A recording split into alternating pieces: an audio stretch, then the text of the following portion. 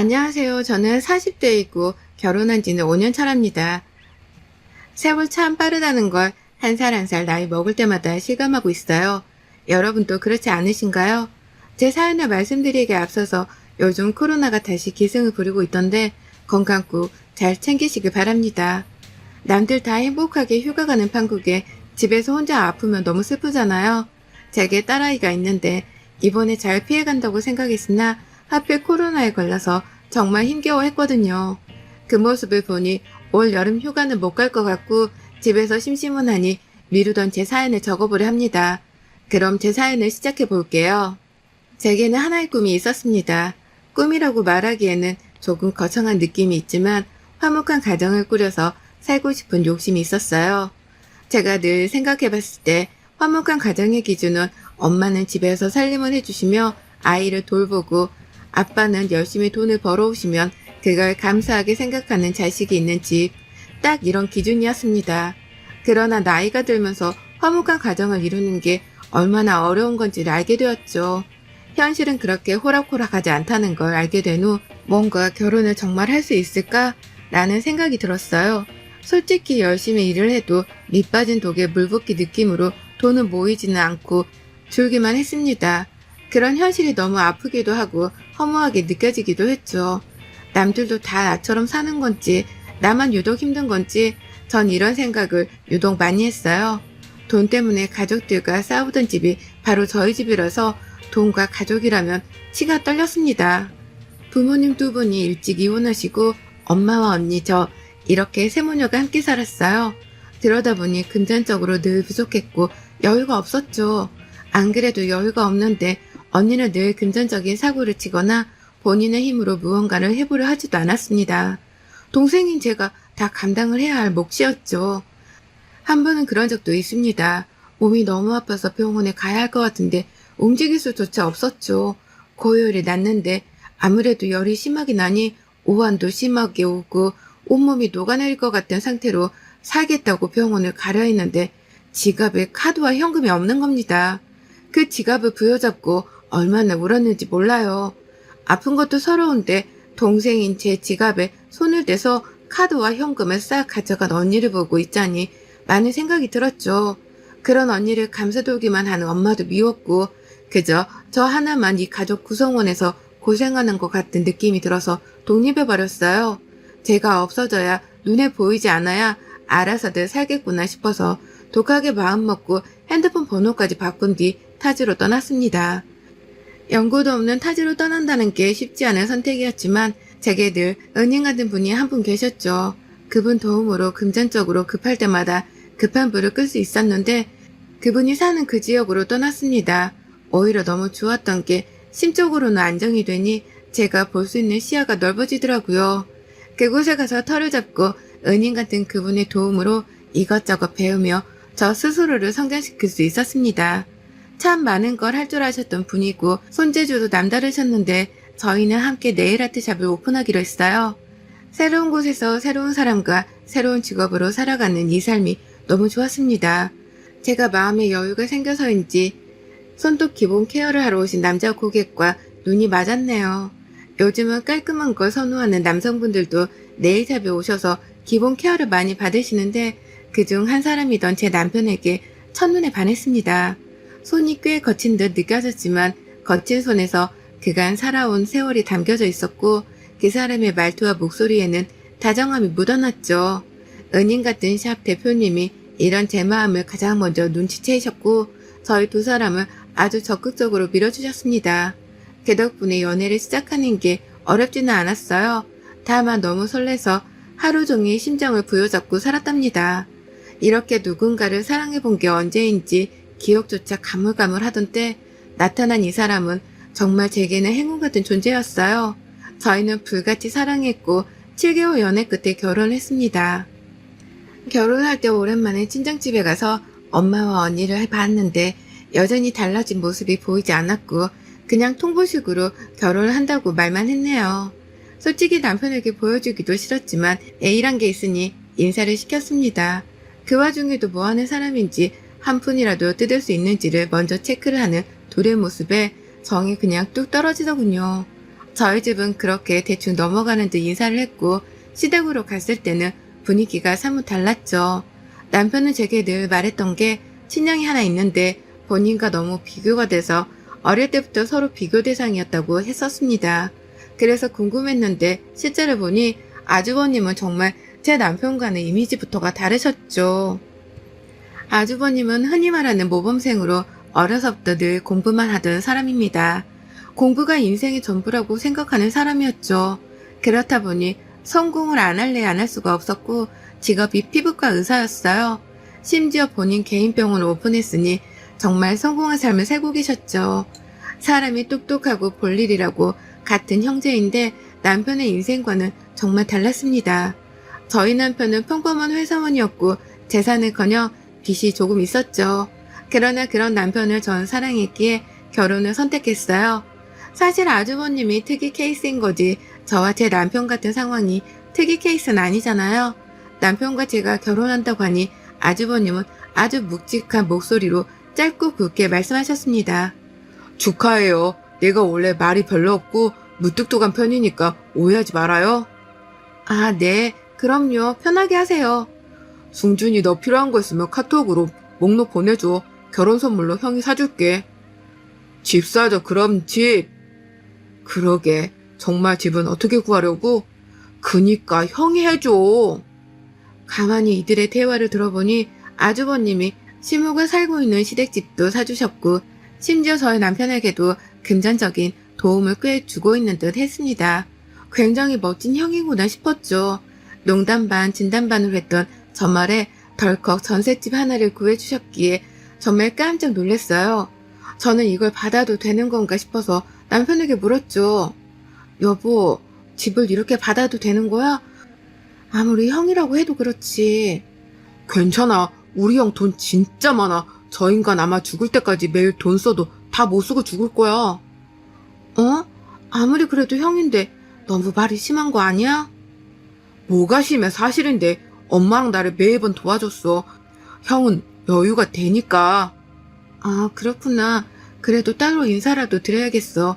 너무 큰 돈이잖아.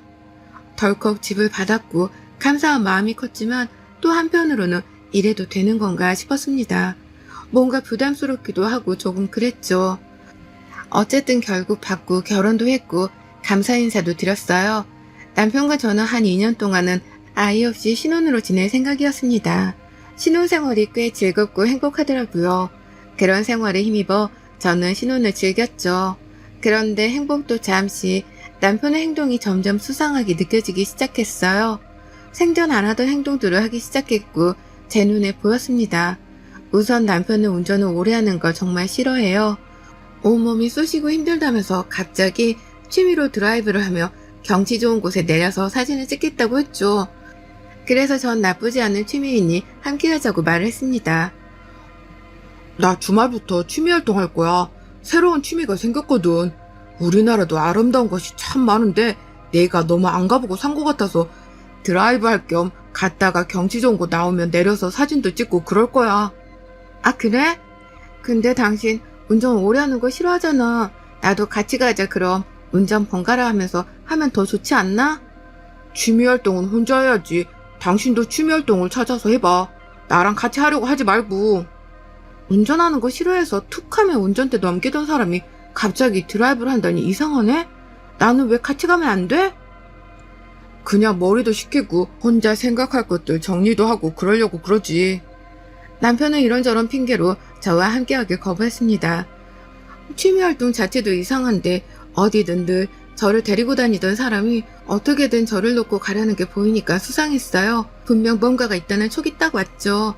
설마 바람을 피는 건가 싶어서 네이버에 검색도 해보고 외도 증거를 어떻게 잡을 수 있는지 알아보고 했지만 딱히 잡히는 게 없었습니다.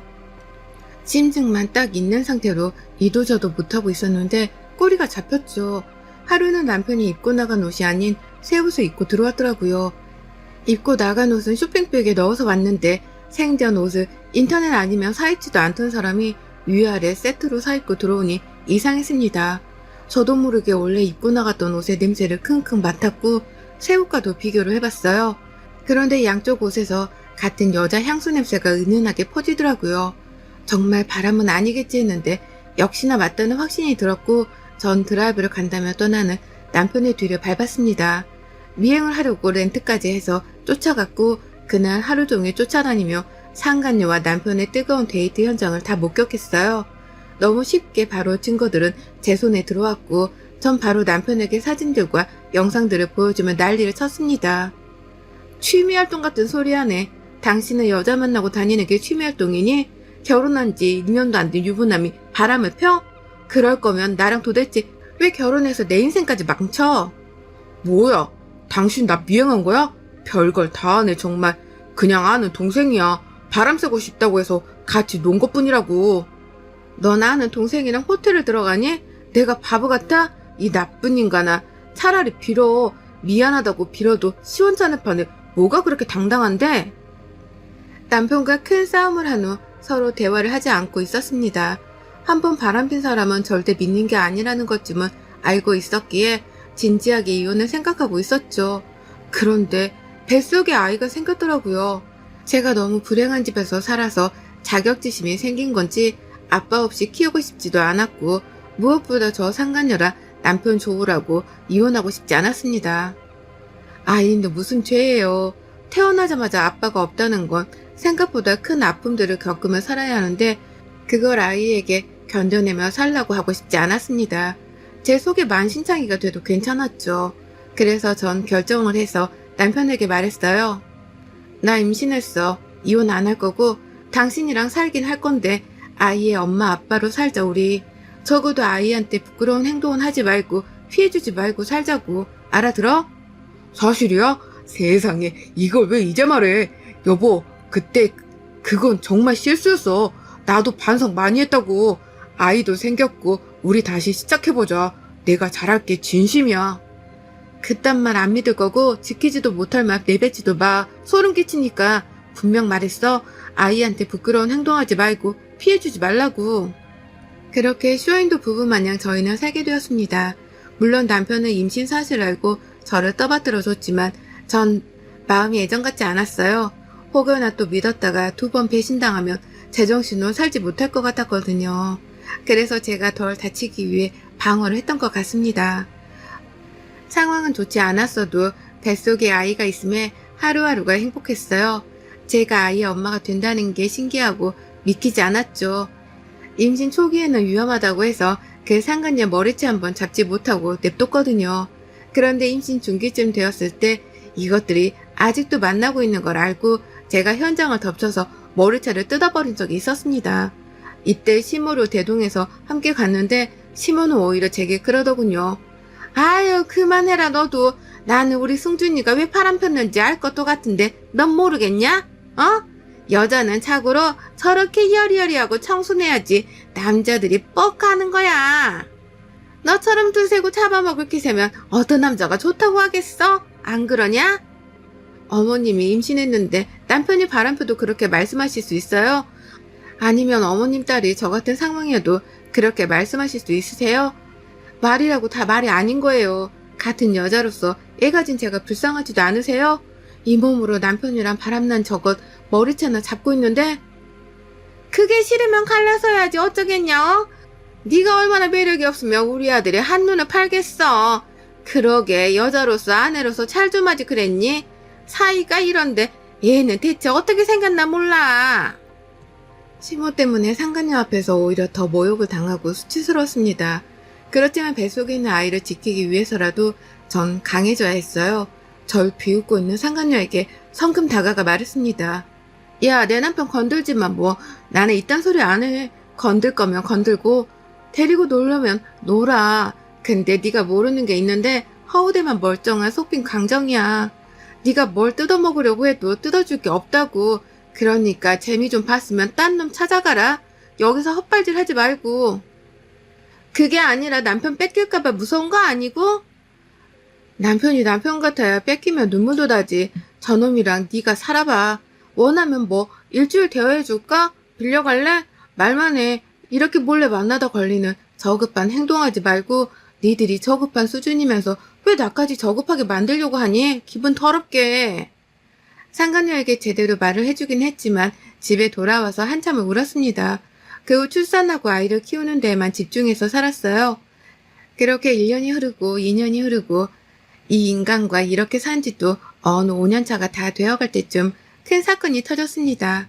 아이가 태어난 후 딸아이가 너무 예뻐서 그런지 퇴근하면 바로 집에 와서 딸아이랑 놀아주고 주말에도 함께 여행을 가는 가정적인 사람으로 변하긴 했어요.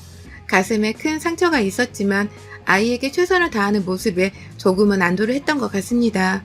상처를 묻고 그렇게 살아가고 있었고 드디어 남주기 아까웠던 아주버님이 결혼한다며 만나는 분을 소개해주기로 했죠. 꽤 기대가 되었습니다. 워낙 좋은 분이니 좋은 사람을 만날 거라는 확신이 있었고 제게 형님이 생기는 거니까 좋았어요. 남편에게 슬쩍 아는 게 없는지 물어봤는데 전혀 모르더라고요.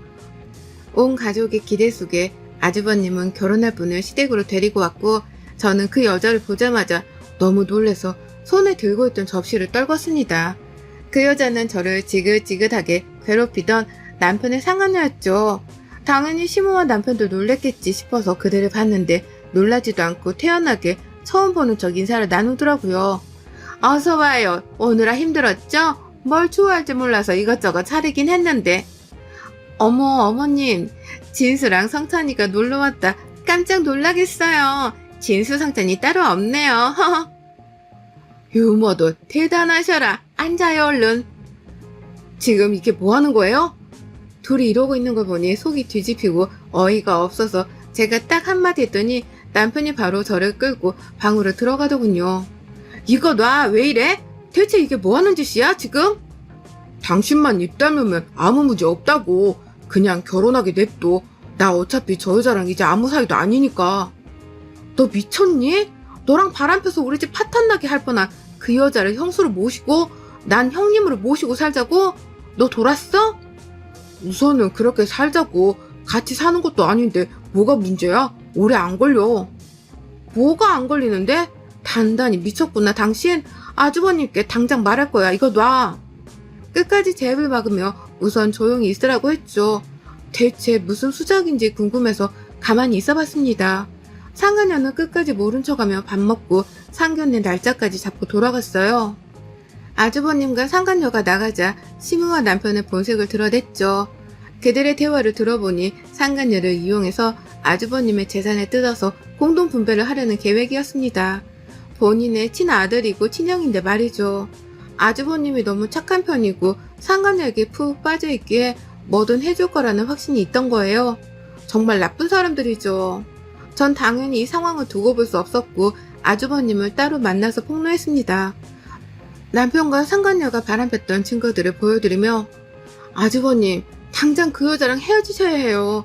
제가 이 여자 보고 진짜 깜짝 놀랐는데 더 놀라운 건 어머님이랑 그 사람이 이 여자랑 짜고 아주버님 재산을 빼돌리겠다고 작당을 했더라고요. 전 더 이상 이 사람이랑 못 살겠어서 이혼할 거니까 아주버님도 얼른 살길 찾으세요. 제 말에 아주버님은 너무 큰 충격을 받으셨어요. 그 착한 손둥이가 얼마나 분노했고 배신감이 컸으면 이에 악물고 말씀을 하셨죠. 이혼을 왜 그냥 해줘요? 저것들 싹 다 가만 안 둘 거니까 그렇게 알아요. 그리고 예빈이 혼자 키우는 거 힘들 텐데 제가 도와줄게요. 네? 그러려고 말씀드린 거 아니에요. 신경 안 쓰셔도 괜찮아요. 아주버님이 너무 좋으신 분인데 저처럼 다칠까봐 말씀드린 거예요. 아니요. 제 인생을 구해준 건데 당연히 도와주는 게 맞죠. 그러니 걱정 말고 당당하게 이혼해요. 알겠죠? 그 후 아주버님은 상견례 자리에서 폭탄을 펑 하고 터뜨렸습니다. 상간녀 부모까지 모인 자리에서 제 남편과 바람폈던 영상을 틀었고 상간녀 부모에게 말했죠. 대체 딸 교육을 어떻게 시켰으면 남자를 돈으로만 보고 유부남이든 총각이든 가리지 않고 이딴 행동을 하는 거죠? 저급하다 못해 더러워서 상종 자체를 하기 싫네요. 저 여자 낳고 미역국은 드셨어요? 저것도 사람이라고? 이게 당신 딸의 실체니 똑똑히 보시고 엄한 사람한테 피해 안 가게 교육 똑바로 시키세요. 그리고 이건 내 선물이니까 먹고 사람 좀 되길 바란다, 최연수 너. 아주버님은 간마늘을 그 여자 얼굴에 던져버렸어요. 마늘 먹고 사람 좀 되라고 말이죠. 이어 충격받은 상간녀 엄마는 뒷목 잡고 아빠께서는 뺨을 아주 시원하게 내리치더군요. 넌 내 자식 아니다. 대체 언제 정신 차릴 거야? 언제까지 유부남 등쳐먹고 살 거냐고. 안 그런다고 약속했잖아. 2번 다시 연락하지 마라. 넌 내 자식 아니니까. 그렇게 상간녀는 부모에게 버림을 받았고 아빠는 무서운 건지 무릎 꿇고 싹싹 빌더군요. 그런 상간녀를 발로 확 차버리고 부모는 떠났습니다. 떠나는 길에 상간녀가 정신을 못 차리는 것 같길래 물병에 담긴 물 한 통을 부어줬어요. 아우, 마늘 냄새. 그걸 먹어야 사람 되는 거지? 무슨 팩하는 것도 아니고 바르고만 있니? 그러게 적당히 까불었어야지, 연수야. 인생은 그렇게 사는 게 아니야. 알겠어? 그 후 아주버님 지인 변호사의 도움을 받아서 이혼을 전문적으로 하게 되었습니다. 또 아주버님은 그간 남편과 시모에게 지원하던 모든 것을 뺏었어요. 그중 하나가 시모가 살던 시댁집인데 이걸 빼버리고 저희가 살던 집도 아주버님이 해주셨는데 같이 빼버리니 이것들이 오갈 데가 없어진 거죠. 감사하게도 전 딸아이와 함께 살라고 집을 따로 구해주셨고 제 명의로 주셨습니다. 덕분에 아이와 새 출발하기가 수월했어요. 아주버님 너무 감사해요. 앞으로는 꼭 행복만 하셔야 해요. 저런 불려씨 같은 것들한테 당하지 마시고요. 제가 다 고맙고 미안해요. 예빈이 클 때까지라도 제가 꼭 책임지고 지원해 줄 테니 그런 부분은 걱정하지 말고 살아요. 내 인생 구제해준 보답이라고 생각하고. 정말 아주버님은 몇 년이 지난 여태껏 제 딸아이에 대한 지원을 아낌없이 해주고 계세요. 본인은 비혼으로 살 거라며 제 딸아이 성장하는데 많은 도움이 돼주고 싶다고 하시더군요. 결국 저랑 아주버님은 이렇게 해피엔딩으로 끝을 마무리했고 시모와 남편은 원룸 하나 구해서 둘이 살고 있는 딱 주제에 어울리는 엔딩으로 끝을 내게 되었습니다. 다행인 건지 눈치가 있는 건지 딸아이가 아빠를 찾지 않아서 저희 두 모녀는 서로를 의지하며 잘 살아가고 있어요. 여러분의 생각은 댓글로 남겨주세요. 오늘도 시청해주셔서 정말 감사합니다.